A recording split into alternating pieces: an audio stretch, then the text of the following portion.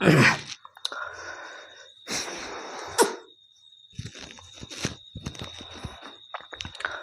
Guys, welcome to Ayush maths. मैं आयुष आप सबका अपने चैनल आयुष मैथ्स पे स्वागत करता हूं। तो जैसा कि हम लोग पढ़ रहे थे परसेंटेज, और परसेंटेज में आज आपकी ये चौथी क्लास है। हम लोगों ने 3 क्लास कंप्लीट कर ली हैं। जो लोग अभी तक उन क्लासों की प्रैक्टिस नहीं किए हैं वो जा करके प्लेलिस्ट में आपको सारी वीडियो मिल जाएंगी और वहाँ से आप पहले उन क्लासों को अटेंड करें, उनके सारे सवाल लगा करके देखें। ये चौथी क्लास करने जा रहे हैं और जिसमें शायद आज और अच्छे लेवल के सवाल होने वाले हैं। जैसा कि आपने लास्ट 3 क्लासों में देखा कि बेहतरीन सवाल हमने करवाए हैं, और उसी के साथ आज ये चौथी क्लास, और इसमें भी कुछ वैसे ही बेहतरीन कंटेंट, बेहतरीन लेवल के सवाल आज आपको मिलने वाले हैं। तो एक बार फिर आप सबका इस चैनल पर स्वागत है, और चलते हैं और कंटिन्यू करते हैं इस क्लास को, जिसमें कि परसेंटेज के कुछ बेहतरीन सवाल आज फिर हम लेकर के आए हैं। जैसा कि आपको स्क्रीन पर दिख रहा, परसेंटेज के ये सवाल, ऐसे सवाल कई बार पेपरों में देखने को मिले हैं, आते रहते हैं। तो कह रहे हैं कि एक कक्षा में छात्रों की संख्या में 83 सही 1/3% लड़कियां और बाकी लड़के हैं। यदि लड़कों की संख्या का 60% और लड़कियों की संख्या का 80% मौजूद हैं, तो कक्षा में कुल छात्रों की संख्या का कितने प्रतिशत अनुपस्थित है, यानी प्रेजेंट नहीं है। ठीक है, चलिए, बेहतरीन सवाल है, आपसे लगना चाहिए, ऐसे सवाल आपसे बनने चाहिए। बॉयज़ और गर्ल्स की बात कही गई, बॉयज़ और गर्ल्स की बात कही गई कि 83 सही 1/3% लड़कियां हैं। अगर 83 सही 1/3% लड़कियां हैं तो आपको इसकी फ्रैक्शन वैल्यू तो पता होनी चाहिए। इसकी फ्रैक्शन वैल्यू होती है 5/6। अगर नहीं आपको पता है तो फिर आप ये याद कर लें कि इसका डेटा 83 सही 1/3% का फ्रैक्शन वैल्यू 5/6 होता है। अब 5/6 इन्होंने कहा लड़कियां, बाकी सब लड़के हैं, यानी 6 में आपकी लड़कियां कितनी हैं? 5 हैं। ठीक है ना, 6 में कितनी लड़कियां हैं? 6 हैं अगर टोटल, तो उसमें 5 लड़कियां हैं और शेष आपके लड़के हैं। लड़के कितने होंगे फिर? 1 होंगे। यही तो बोला है, 83 सही 1/3% लड़कियां और बाकी लड़के हैं। यदि लड़कों की संख्या का 60% और लड़कियों की संख्या का 80% मौजूद है। अब आप देखें, यहाँ से आप डेविएशन भी लगा सकते हैं। ठीक है ना, दोनों और भी तरीके हम बता रहे हैं आपको क्या क्या लगा सकते हैं। अगर 83 सही 1/3, यानी इतने लड़के और लड़कियां हैं, एक अगर लड़का है तो 5 लड़कियां हैं उसमें। अब कह रहे हैं कि लड़कों की संख्या का 60%, लड़कों की संख्या का कितने प्रतिशत? 60%, और लड़कियों की संख्या का 80% मौजूद है। तो कक्षा में कुल छात्रों की संख्या कितना प्रतिशत अनुपस्थित, यानी जो नहीं है। तो एक काम करिए ना, अगर मौजूद 60% है तो अनुपस्थित कितने होंगे? 40। और लड़कियों का बताया है, लड़कियों का बताया कि 80% मौजूद है तो 20% अनुपस्थित होंगे। आप बताइए, आप ऐसे भी कर सकते हैं, इसमें कोई बड़ी बात थोड़े। ठीक है ना, आपको अनुपस्थित वाले बच्चे चाहिए, अनुपस्थित वाले। एक सेकंड हम देख लेते हैं कहीं कुछ कट पिट तो नहीं रहा। तो कट तो नहीं रहा मेरे भाई, चलते हैं आगे। 40% और 20% हमसे अनुपस्थित लोगों की बात कही गई। अनुपस्थित, अनुपस्थित जो प्रेजेंट नहीं, एब्सेंट लड़के। अब आप यहाँ से, इन्होंने कहा है कि आपको यही बताना है कि उन छात्रों का परसेंटेज कितना है जो अनुपस्थित है। तो देखिए, एक तो तरीका ये है कि एक का 40% 40 और 20 पंचे 100, यानी कितना? 140 हो जाएगा। टोटल कितना? 6। अगर भाग करते हैं आप इसे, 140/6 को अगर भाग करें तो 2 7 14, 2 त्यानी आ जाएगा 23 सही 1/3%। एक तो तरीका ये है कि आप बड़े आसानी से इसे बना सकते हैं।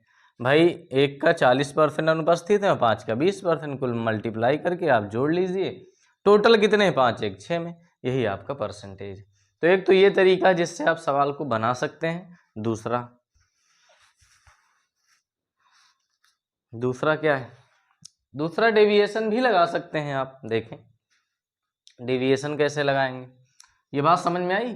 कुछ करना नहीं है, अनुपस्थित हमने डायरेक्ट निकाल लिए क्योंकि उपस्थित 60% थे तो अनुपस्थित 40 है। यहाँ 80% लड़कियां उपस्थित हैं तो 20% अनुपस्थित है। ठीक है, तो मल्टीप्लाई करके आप टोटल निकालिए। 40 एकम 40, 20 पंचे 100, 100 और 40 140, टोटल है आपके 6% बताना है। तो आपका ऑप्शन नंबर क्या सही हो जाएगा? बी। आप चाहते तो यहाँ से डेविएशन क्या लगाते, देखो अब आप यहाँ देखें कि अगर 20% यहाँ है तो 20% यहाँ भी, कितने अनुपस्थित हैं? 20%। तो आप इसे लिख सकते हैं कि 20% प्लस 20%। अब आप देखें ओवरऑल ये तो कहेंगे ही कि अब 20% अनुपस्थित है भाई, 20% यहाँ पर 20% यहाँ, यानी टोटल 20% तो अनुपस्थित हैं, यानी 20% एब्सेंट तो हैं, प्लस एक का 20% और अनुपस्थित है। अब एक का 20% कितना होगा? 20, लेकिन ये परसेंटेज टोटल में बांटेंगे 6 में। तो अब आप देखिए इसे 20% और प्लस इसे आप भाग करेंगे तो 3 सही 1 बटा कितना हो जाएगा? 3%। अब आप देखें तो 20 3 23 हो जाएगा, 23 सही 1 बटा 3%। इतने बच्चे अनुपस्थित हैं। तो आप डेविएशन भी लगा सकते हैं, इसमें कोई दिक्कत वाली बात थोड़े है। तो ऐसे बेहतरीन डेटा वाले सवाल जो आपसे लगते तक नहीं है, उनको ही आप सेकंडों में यहाँ लगाने के लिए आते हैं। सेकंडों में आप सीख सकते हैं ऐसे सवालों को जो आपसे आसानी से बन नहीं पाते। क्लियर है मेरे भाई? कोई दिक्कत है इसमें? चलिए चलते हैं अगले सवाल की ओर बढ़ते हैं। अगला सवाल जो कि और भी बेहतरीन है, लाजवाब है। ऐसे ही सवालों के लिए आप तो इस चैनल पर लगातार बने। आप देखें कि चाहे जैसा सवाल हो, कॉन्सेप्ट बेहतरीन मिलेगा आपको। अच्छे सवाल होते हैं, सब के सब एसएससी जीडी या दिल्ली पुलिस के लिए बेहतरीन है। तो ये सभी के सभी सवालों की प्रैक्टिस आप बार बार करते रहिए, जिससे आप भी समय पर सवालों को बना सकें। अगला है कि चीनी की कीमत में 20% की वृद्धि हो जाती है और उसकी खपत में 30% की कमी हो जाती है, तो उसके खर्च में कितने प्रतिशत की कमी या वृद्धि होगी? अब जब आप कंजम्पशन एक्सपेंडिचर और इनकम की बातें करते हैं, इस पे सवाल करते हैं, तो आप देखें यहाँ पर प्राइस की बात करते हैं, तो तरीके तो कई हैं सवाल को लगाने के, कई तरीके हैं ऐसे सवालों को बनाने के। आपको हम आसान सा तरीका बताते हैं कि अगर 20% की वृद्धि हुई है कीमत में, किसमें? कीमत में। कीमत मतलब प्राइस, मूल्य। ठीक है, मूल्य में कितनी हुई है? 20% की वृद्धि हो जाती है। 20% का मतलब क्या है मेरे भाई? तो आप कहेंगे 1/5, यानी अगर रेट पहले 5 था तो आज 1 बढ़ के 6 हो गया। कितना हो गया? 6। और उसकी खपत में 30% की कमी हो जाती, यानी जो कंजम्पशन है, खपत, उसमें 30% की कमी हो जाती। कितने परसेंट की? 30, यानी 3/10। यानी अगर पहले 10 की खपत होती थी तो आज 3 कम, यानी अब आज 7 की खपत होती। ठीक है, अब आप बताइए कि उसके खर्च में कितने % कमी या वृद्धि हुई? तो यार बड़ा आसान है। आपसे हम सिंपल सा एक सवाल पूछें, आपसे कहते हैं कि मान लो 20 रुपए किलो कोई सामान, चीनी है मान लो 20 रुपए किलो, और 5 किलो आप लेने जाते हो, तो आप कितना खर्च करोगे? दोनों का मल्टीप्लाई ही तो करोगे। तो आप कहेंगे सर इसके लिए तो 100 रुपए लगेंगे। तो बस अगर आपको मूल्य मिल गया, आपको खपत मिल गई, तो आपको प्राइस भी मिल जाएगा। आपको क्या मिल जाएगा? आपको खर्च भी मिल जाएगा कि टोटल खर्च कितना है। तो आप देखें अगर 5 रुपए में पहले आप लाते थे 10 किलो, तो आप कितना खर्चा करते रहे होंगे? 50। और आज आप 6 रुपए में ला रहे हैं, कितना? 7 किलो, तो आप 42। देखिए आपका रेट कम हुआ कि नहीं हुआ? 50 से कहाँ गया 42? कितने कमी? 8 पर, किस पर? 50 गुणे 100, तो 50 दूना यानी 16% की कमी होने वाली है मेरे भाई। कितने परसेंट की? 16% की कमी हो जाएगी उसके खर्च में, यानी ऑप्शन नंबर आपका डी इज करेक्ट। कौन सा ऑप्शन? आपका ऑप्शन डी इज करेक्ट। तो बताइए कितनी आसान से मेथड से आपने इस सवाल को सीख लिया। तो कोई भी सवाल हो, बस आपको सबसे आसान, सबसे बेहतरीन सोल्यूशन अगर कहीं मिलेगा तो वो सिर्फ और सिर्फ आयुष मैथ्स पर। कहाँ पर? आयुष मैथ्स। तो इसलिए आप कंटिन्यू इस चैनल पर बने रहें। अगर बेहतर से बेहतर प्रैक्टिस करनी है, और भी अपने दोस्तों को शेयर भी किया करें, ठीक है, जिससे हम सब तक इस क्लास को, ऐसे कंटेंट को पहुंचा सकें। चलिए अगले सवाल की ओर बढ़ते हैं। ठीक है, अगला सवाल क्या है, कैसे बनाएंगे, यही बात आप सीखेंगे। कह रहा है कि एक आयत की लंबाई 20% बढ़ाई जाती है और चौड़ाई 10% वृद्धि की जाती है, तो क्षेत्रफल में बताइए। कितना आसान सवाल है। हर एक बच्चा का बस मन में आ गया होगा अगर पढ़ा होगा तो, अरे ये तो हम भी लगा सकते हैं। लगाओ ना, फिर लगा के दिखाओ सेकंडों में।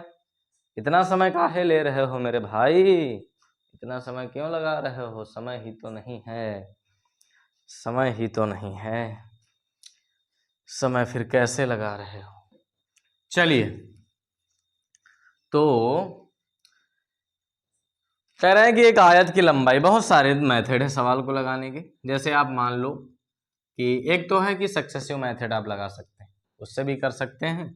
और दूसरा है कि आप कुछ एज्यूम कर लीजिए, मान लीजिए कि लंबाई 100 थी, चौड़ाई भी 100 थी, तो उसका एरिया कितना रहा होगा? तो आप कहेंगे एरिया तो 10,000 रहा होगा। कितना रहा होगा? 10,000। इसके बाद फिर कह रहे हैं कि लंबाई को 20% बढ़ा दिया जाए और चौड़ाई को 10%। अरे भाई, लंबाई को 20 बढ़ाओगे तो कहाँ पहुँच जाएगी? 120। और चौड़ाई को 10 बढ़ाओगे तो 110। आज का एरिया कितना हो जाएगा? तो 132, 00, 11 गुणे 12 कितना होता है? 132। तो बताइए आप, एरिया बढ़ा कि नहीं बढ़ा? कितना बढ़ा? तो आप कहेंगे 3200। किस पर बढ़ा? 10,000 पर। परसेंटेज के लिए गुणे 100, जीरो कैंसिल हो जाएंगे और आपका ऑप्शन कौन सा सही होगा भाई? ऑप्शन नंबर ए, यानी 32% का इंक्रीज होगा उसके एरिया में। कितने परसेंट का? 32%। ठीक है। तो अगर आने वाले एग्जाम में आप बहुत बेहतरीन चीज़ें करना चाहते हैं, सबसे आगे निकलना चाहते हैं, तो आपको कंसंट्रेट होकर के एक स्थान पर अच्छे से समय दे करके आपको चीज़ों को लगातार करना होगा, तभी आप बेहतर से बेहतर कर पाएंगे।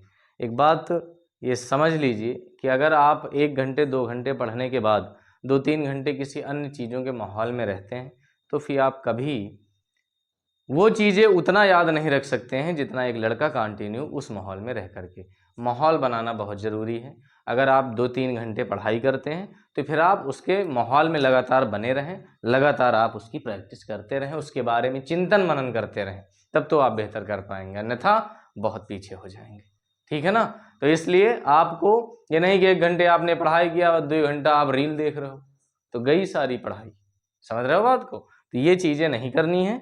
जो बातें करने वाले बहुत सारी बातें करते हैं, पढ़ने वाले सिर्फ पढ़ाई करते हैं और उस चीज़ों के लगातार प्रैक्टिस करते रहते हैं, उन्हीं के बारे में वो सोचते रहते हैं, तब आप बेहतर कर पाते हैं। क्योंकि आज का समय कंपटीशन बहुत अच्छा खासा है, आपको बेहतर से बेहतर तैयारी करना। अगर आप अपने आप को सबसे टॉप अप लेवल पे नहीं रखेंगे तो फिर आपका सिलेक्शन श्योर नहीं। ठीक है? तो इस चीज़ का ध्यान रखिए, मेहनत करिए ज़बरदस्त, लेकिन उसके लिए आपको कंटिन्यूटी बना करके भी रखना होगा, कंसंट्रेशन बना के रखना होगा। अपने ऐसे दोस्तों से दूरी बना के रखिए जो आपका टाइम वेस्ट करते हैं, आपकी पढ़ाई में बाधक बनते हैं। आप पढ़ो, उन्हें भी समझाओ कि वो भी पढ़े। ठीक है ना? यही आपकी ज़रूरत है, हम सब की ज़रूरत है। चलिए, तो ये एक तो तरीका। दूसरा आपने कहा सक्सेसिव भी लगा सकते थे आप। जब भी किसी भी आकृति के एरिया में इंक्रीज या डिक्रीज की बात आए तो आप सक्सेसिव लगा सकते हैं। इन्होंने कहा कि 20% बढ़ाई गई उसकी लंबाई और चौड़ाई भी कितनी बढ़ाई गई? 10%, प्लस 20 गुणे 10 और बटे में कितना? 100। तो कितना हो जाएगा? 30 और प्लस 2, यानी कुल मिला करके 32%। तो आप सक्सेसिव भी लगा करके यहाँ से बता सकते थे। तो ऐसे सवाल बार बार पेपरों में आए हैं, तो इनको आपको सीखना होगा।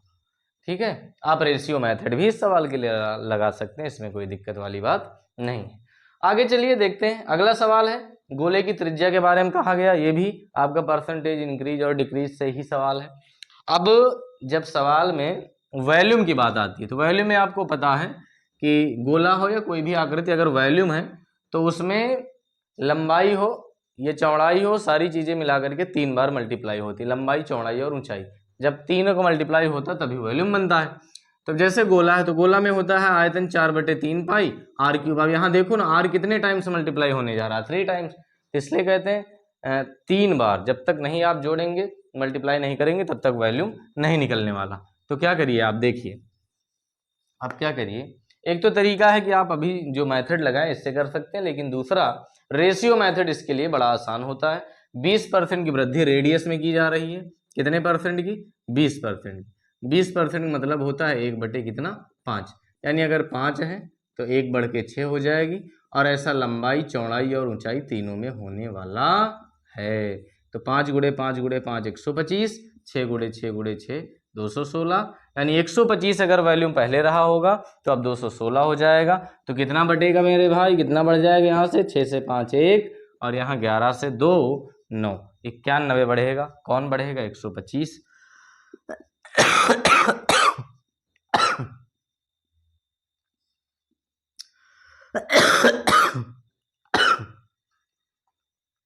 पच्चीस पंचे और 25 चौको, यहाँ गुणा करेंगे, 4 1 कम 4 और 9 चौक 36 और भाग करें 5 से, तो कितना हो जाएगा, 5 सते 35, एक बचा, 5 दूना 10, ठीक है, और कितना हो जाएगा, 0.5 40, यानी 72.8% की वृद्धि हो जाएगी और आपका ऑप्शन डी सही हो जाएगा। कौन सा, डी सही हो जाएगा।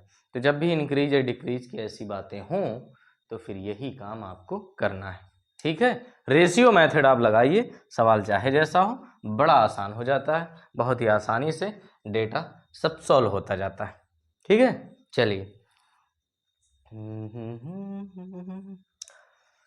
तो ये थे 2 सवाल जो आपके एरिया से संबंधित थे या वॉल्यूम से संबंधित थे। इसमें डिक्रीज या इंक्रीज कैसे होता है, ठीक है। मेथड कई होते हैं पर आप उस तरीके सीखें जहां से आप जल्दी सवालों को बना सकते हैं, ठीक है। नहीं तो बताने को तो हम एक एक सवाल के 3 4 4 मेथड आसानी से बता ही देते हैं। चलिए, अगला सवाल है जो चुनाव से संबंधित, बहुत बेहतरीन सवाल है। आप कोशिश करें पहले तो, अगर आपसे बन पाता है तो बनाने की कोशिश करें, ठीक।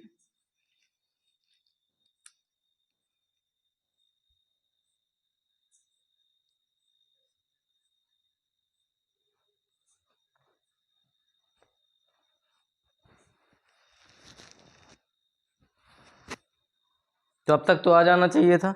चलिए देखते हैं, हम बताते हैं आपको कैसे करना है इस सवाल को। इन्होंने कहा कि एक चुनाव में 2 उम्मीदवारों ने भाग लिया है, 10% लोगों ने वोट नहीं किया है, 500 वोट अवैध घोषित किए गए, जीतने वाले को वैध वोटों का 60% मिला, जिससे वह 800 वोटों से जीत गया। चलिए, आप क्या क्या मेथड लगाते हैं मुझे नहीं मालूम, लेकिन हम जो इस सवाल का मेथड बताने वाले हो शायद बहुत आसान होने वाला। आप बताइए कि जो 10% लोगों ने नहीं डाला, इनकी बात अभी नहीं करते हैं, 500 वोट अवैध भी हो गए, इनवैलिड जिन्हें कहते हैं। जो वैलिड वोट है उसका एक को 60% मिला, वैलिड का, किसका, वैलिड का अर्थात वैध का, एक को 60 मिला है तो दूसरे को 40 मिला होगा, एक को 60 तो दूसरे को 40। अब हार और जीत कितने परसेंट थे, तो आप कहेंगे 20% थे। अब 20% हार जीत तो कह रहे हो नहीं 800 से, तो 20% की वैल्यू कितनी, 800, 20% की वैल्यू 800, तो 100% कितने का हो जाएगा, तो 20 पंचे 100, 8 पंच 40 यानी 4000। अर्थात जो वैलिड वोट है, जो वैध मत हैं, उनकी संख्या कितनी है, 4000। अब वैलिड अगर 4000 है तो तुम्हें ये भी तो पता है कि 500 वोट तो अवैध भी घोषित हो गए। अगर आपको डाले गए मत चाहिए तो आप कहेंगे सर ये तो फिर 4500 हो जाएंगे, कितने हो जाएंगे, 4500, क्योंकि 4000 तो वैलिड है, 500 खराब हो गए, तो आपके टोटल डाले गए वोट, कितने वोट डाले गए हैं, पोलिंग हुई है, वो 4500 है, 4500। और आप कह रहे हो कि नहीं, जो टोटल उम्मीदवारों ने थे टोटल, उसका सिर्फ 10% लोगों ने भाग वोट नहीं डाला, वोट नहीं किया है। तो अगर 10% नहीं डाला तो डाला कितने परसेंट है टोटल का, 90%, डाले कितने गए 4500, तो रहे कितने होंगे, तो आप कहेंगे 100%।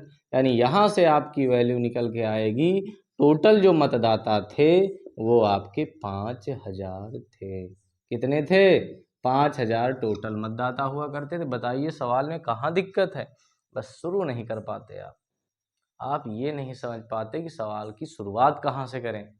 यही सारी चीज़ें तो सीखनी है आपको आयुष मैथ्स, ठीक है। तो बस ऐसे ही बने रहिए और हम लोग बड़े बड़े सवालों को बस चुटकियों में हल करते हैं, ठीक है। कोई भी ऐसा सवाल नहीं होगा जो आप सेकंडों में ना हल कर पाएँ।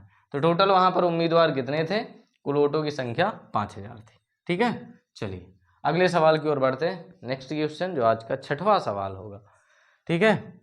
हर एक सवाल बहुत बेहतरीन है और बस बहुत ही बेहतरीन कॉन्सेप्ट भी आप सीखने वाले हैं, ठीक है। ऐसे ऐसे तरीके आप सीखेंगे कि बस मज़ा ही आ जाएगा आपको। अगला है इनकम टैक्स, ठीक है ना। ये पढ़ करके आप एसएससी दीजिए, इनकम टैक्स ऑफिसर बनिए, इंस्पेक्टर बनिए, लेकिन ये सवाल जो आपका है ये भी इनकम टैक्स पे आधारित है, आयकर की दर। वैसे आपको हम बताएं कि कॉन्सेप्ट की अगर बात करें तो देखिए क्या होता है, यहाँ पर 3 चीज़ें, एक तो आपकी इनकम होती है, थोड़ा सा हम आपको कॉन्सेप्ट इसका समझा देते हैं। उसके बाद इनकम टैक्स होता है और फिर नेट इनकम यानी शुद्ध आय होती है। कौन सी आय? इसको आप कहेंगे आय, फिर उसके बाद कहेंगे आयकर, आयकर और उसके बाद शुद्ध आय। कौन सी आय? शुद्ध आय। क्या है कॉन्सेप्ट इसका? सवाल बहुत छोटा होता है लेकिन कॉन्सेप्ट समझना पड़ेगा। देखिए, जैसे आपसे कहते हैं कि 100 रुपया कोई व्यक्ति कमाता है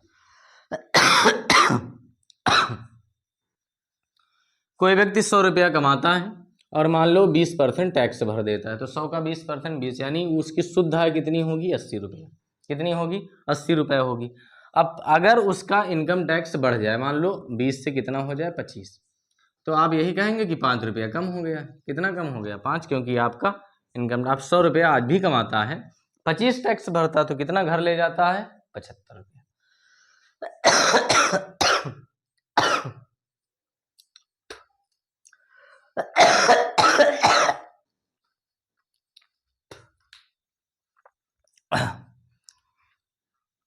चलिए, तो आज भी 100 रुपया कमाता है लेकिन इनकम टैक्स कितना पे करता है? 25, तो घर कितना लेगा? जा 75 रुपया। अब आप मुझे केवल ये बताइए कि यहाँ इनकम टैक्स कितना बढ़ा? 5 रुपया, तो यहाँ कम कितनी हुई? शुद्ध है 5 रुपया। ये चीज तो बराबर है, लेकिन क्या इनका परसेंटेज भी बराबर होगा? नहीं, ये कभी नहीं कहेंगे। भाई यहाँ परसेंटेज निकालें तो 5 की इंक्रीज हुई है 20 पर, परसेंटेज के लिए गुणे 100, 20 पंच यानी 25% बढ़ गई है इनकम टैक्स। क्या यहाँ 25% कम हुई? तो आप कहेंगे 5 कम हुई है 80 पर, और गुणे 100, 16 पंचे 80, 1/16 यानी 6 सही 1/4%। तो यहाँ तो परसेंटेज बराबर नहीं है। तो आपसे यही बात हम समझाना चाहते हैं कि जितने परसेंटेज यहाँ इंक्रीज होगा उतने परसेंटेज यहाँ डिक्रीज नहीं होता है, लेकिन जितने रुपए यहाँ बढ़ेगा उतने रुपए यहाँ कम होंगे। ये बात तुम्हें समझनी है, यही आपका कॉन्सेप्ट है, ठीक है ना? कहने का मतलब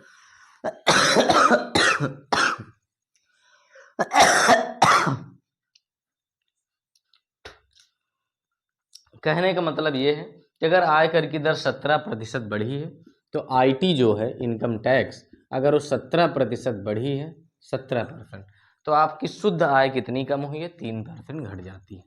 आपकी नेट इनकम जो है वो 3% कम हो जाती। इनकी जो वैल्यू निकल के आ रही ये बराबर होंगी। ये क्या होंगी? बराबर होंगी। तो IT/NI is equal to 3/17, percentage से परसेंटेज कट जाएगा। अब यहाँ से आप ये समझ लीजिए कि अगर इनकम टैक्स कोई 3 भर रहा है तो नेट इनकम उसकी घर 17 जाएगी, तो कमाता कितना रहा होगा? 20। अब आपसे पूछा है रेट ऑफ इनकम टैक्स, आयकर की दर, आयकर कितना है? 3 है, किस पर है? 20 पर, गुणे 100 हो जाएगा, 20 पंचे यानी 15%। बच्चा बहुत बेहतरीन सवाल है, बहुत बार पेपर में आया है, बस इस बात का ध्यान रखना है, ठीक है ना? इस कॉन्सेप्ट का ध्यान रखना है कि ऐसे सवाल को बनाना है, यानी इनकी वैल्यू तो इक्वल हो जाएगी भाई, जैसे 5-5 अभी बताया वो तो बराबर, लेकिन परसेंटेज बराबर नहीं होता है। तो आप इस तरह के सवालों को सेकंडों में, यानी अब डायरेक्ट हम आपसे एक ट्रिक ये कह सकते हैं कि आपका आयकर कितना बढ़ा था? 17, तो नेट इनकम आयकर 17 बढ़ा, लेकिन वो यहाँ है, शुद्ध आय 3% कम हुई, लेकिन यानी ये दोनों आप पलट लीजिएगा, ठीक है ना? तो आसानी से कर पाएंगे, फिर कोई दिक्कत इसमें नहीं है।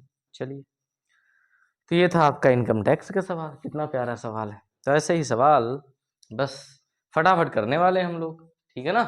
बस आप इस चैनल पर अगर आपको सवाल अच्छे लग रहे हो, पसंद आ रहे हो, तो एक बार लाइक तो कर ही दीजिए, ठीक है ना? और क्या करेंगे आप? लाइक तो कर ही सकते हैं मेरे भाई, लाइक शेयर कर दीजिए, और क्या करेंगे? लोगों तक पहुंचाइए इसको, सब पढ़ें सब बढ़ें, है ना? सब पढ़ेंगे सभी बढ़ेंगे। अगला सवाल, आज का 7वां सवाल, जो कि आपकी स्क्रीन पर ये रहा, देखिए। क्या बेहतरीन है, जनसंख्या पे आधारित सवाल। गांव की जनसंख्या बढ़ रही, कभी घट रही, कभी क्या हो रही। देखिए, जनसंख्या जो है वो कह रहे हैं 8000, कितनी है? 8000 जनसंख्या है मेरे दोस्त, 8000 जनसंख्या जरूर, लेकिन यदि पुरुष 5% की दर से बढ़े और महिलाएं 9% की दर से बढ़े, तो एक साल बाद जनसंख्या 8520 हो जाती है। जो 8000 जनसंख्या है 8520 हो जाती है भाई, एक साल में बढ़ तो रही है। तो कह रहे हैं पुरुष कितना बढ़े हैं? 5%। पुरुष सिर्फ 5% बढ़े, लेकिन महिलाएं तो बढ़कर 9% हो गई हैं, 9% बढ़ गई हैं। तो जनसंख्या इतनी हो जाती, पुरुषों की संख्या बहुत सारे तरीके हैं, आप एलिगेशन लगा सकते हैं इस सवाल में, आप डेविएशन लगा सकते हैं इसमें। तो मुझे लगता है डेविएशन लगाना चाहिए, कहीं जल्दी कर पाएंगे आप। देखिए यहाँ 9% है, अगर हम इसको चाहें तो तोड़ के क्या लिख दें, हम कह देंगे भाई 5% प्लस 4%। अब आप यही बोलिए अगर ये 4% ना होता तो आप कहते कि पुरुष भी 5% बढ़े, महिलाएं भी 5% बढ़ी, टोटल का 5% बढ़ा। अगर टोटल का 5% बढ़ रहा था तो 8,000 का 5% कितना होता, बताइए बताइए, आप ही बताइए। 8 पंच 40 यानी 400, 400 बढ़ना चाहिए था। और यहाँ बढ़ कितना गया है, 520।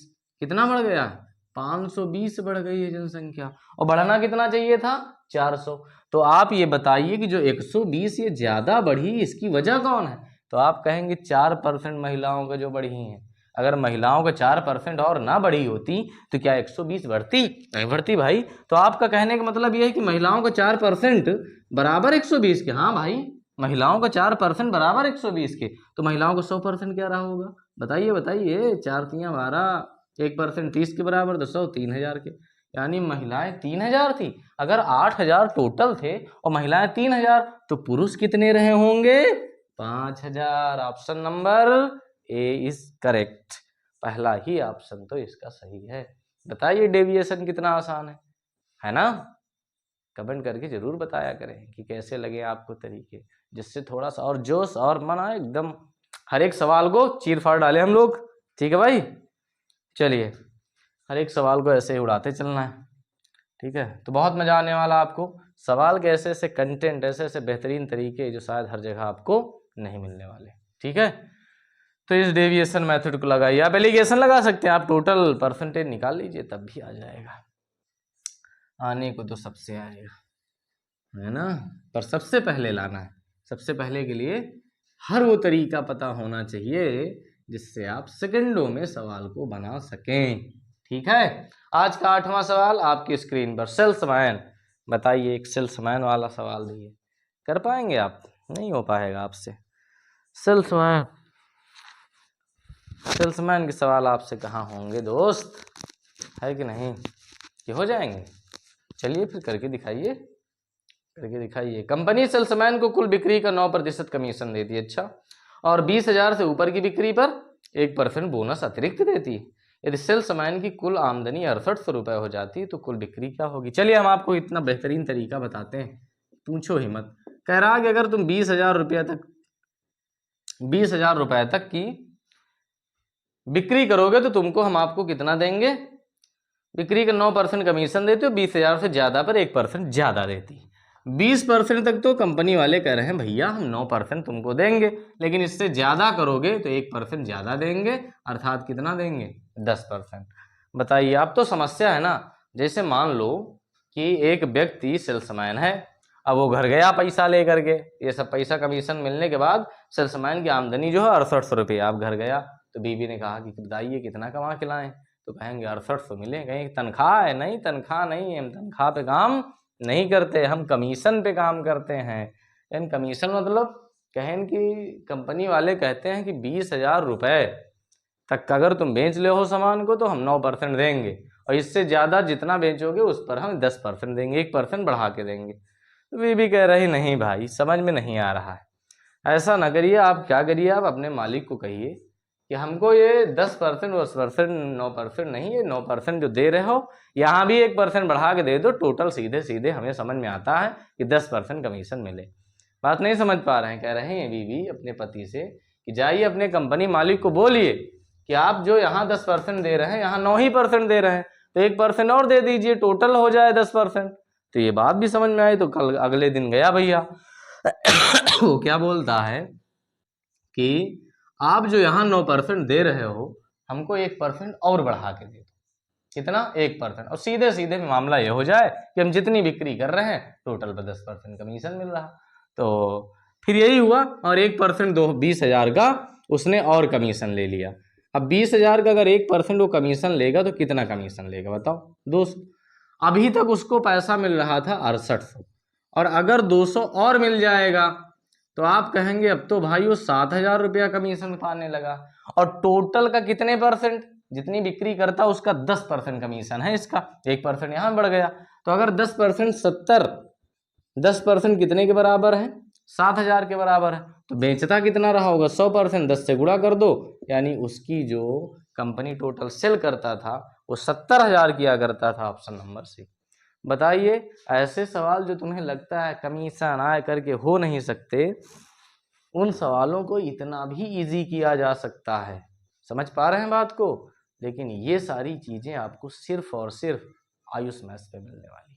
कहाँ? तो इसके लिए बने रहिए लगातार, ठीक है ना। हर दिन आपको एक क्लास मिलेगी जिसमें 10 बेहतरीन सवाल आपके लिए होंगे। ओके, चलिए नेक्स्ट क्वेश्चन, अगला सवाल।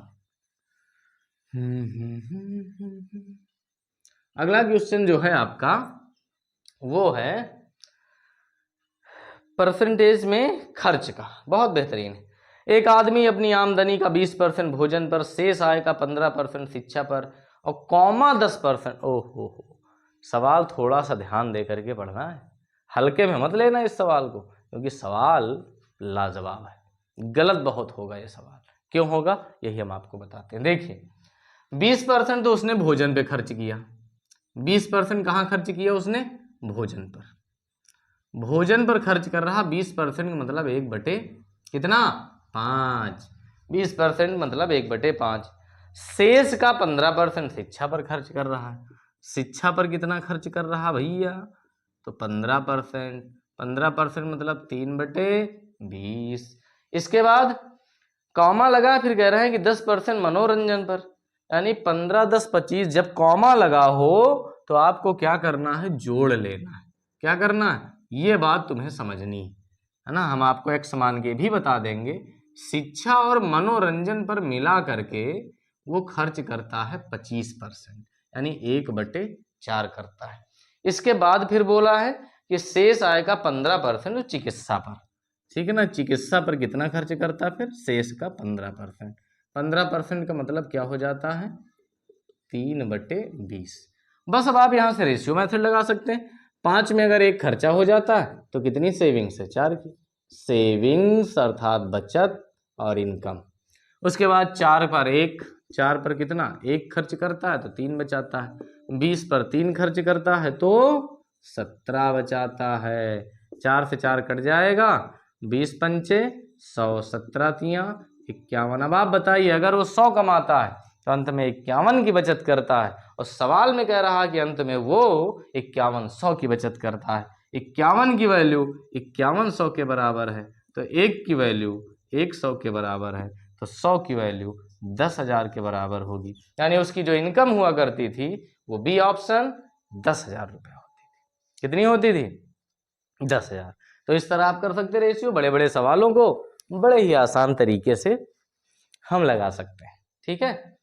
बस, तो आज हम आ गए हैं आज के अंतिम सवाल पर, जो कि बेहतरीन है, बेहतरीन, बहुत बेहतरीन, ठीक है। इसको हम एक्स मान के भी लगा सकते हैं, लेकिन अगर आप कहेंगे तभी बताएंगे, ऐसे तो नहीं बताने वाले हैं, क्योंकि एक तरीका पहले आप सीखें, तो जब दोबारा ऐसा सवाल मिलेगा तो आपको और भी तरीके बताएंगे। पहले एक तरीका सीख कर चाहिए, उस पर मेहनत करिए, ठीक है। आज का अंतिम सवाल देखिए। कक्षा में 80 छात्र हैं। अच्छा, 40% छात्र हिंदी बोलते हैं, 30% छात्र अंग्रेजी बोलते हैं, बाकी छात्र दोनों भाषाएं बोलते हैं। कितने छात्र? देखिए, एक काम करिए, आप इसमें बना लीजिए वेन डायग्राम। एक हिंदी, एक अंग्रेजी, ये बोथ की जगह है, दोनों की। 40% छात्र हिंदी बोलते हैं, 40% छात्र हिंदी बोलते हैं और 30% छात्र इंग्लिश। तो अब आप बताइए, जो बचे वो शेष दोनों बोलते हैं, बाकी छात्र दोनों भाषाएं बोलते हैं। 40, 30, 70 यानी 30% दोनों बोलते हैं, ठीक है। अब आप देखिए, यहाँ सवाल कई हो सकते हैं, हम आपको बताने की कोशिश करते हैं। एक तो ये होगा कि हिंदी कितने बोलते हैं? हिंदी बोलने वाले, हिंदी बोलने वाले। दूसरा होगा इंग्लिश बोलने वाले। बहुत अच्छा सवाल है, इंग्लिश बोलने वाले। अगला होगा कि ओनली हिंदी वाले, केवल हिंदी वाले, केवल हिंदी वाले। और अगला होगा ओनली इंग्लिश वाले, ठीक है। इस तरह के सवाल बनेंगे। तो आप बताइए, हिंदी बोलने वाले कितने? तो 40, 30, 70 हैं भैया। कितने %? 70। इंग्लिश बोलने वाले 30, 30, 60। लेकिन केवल हिंदी बोलने वाले तो 40, 40, और केवल इंग्लिश बोलने वाले तो 30। ये है आपका। अब टोटल कह रहे हैं कि 80 लोग हैं। 80 लोगों का आपसे पूछा गया कितने छात्र हिंदी बोलते हैं। तो भैया 80 का 70% कितना होगा? 80 का 70% 56, यानी 56 लोग हिंदी बोलते हैं। केवल हिंदी नहीं पूछा, हिंदी पूछा है, केवल हिंदी ये है 40%। तो 80 का 40 निकाल लीजिए, कितना आ जाएगा? 8 चौक 32 आ जाएगा। जिसका पूछा जाए निकाल लीजिए, ध्यान दे करके करना है, गलत हो जाएगा। तो लास्ट सवाल आपके लिए, आप इसका आंसर कमेंट में बताएंगे, और नहीं तो फिर हम बताते हैं ना आगे। तो आज के लिए इतना ही, फिर मिलेंगे नेक्स्ट वीडियो में, नेक्स्ट क्लास में कल। तब तक आप पढ़ते रहिए मैथ्स, अपना ध्यान रखें, स्वस्थ रहें, तैयारी को बेहतर करें। Okay, bye bye.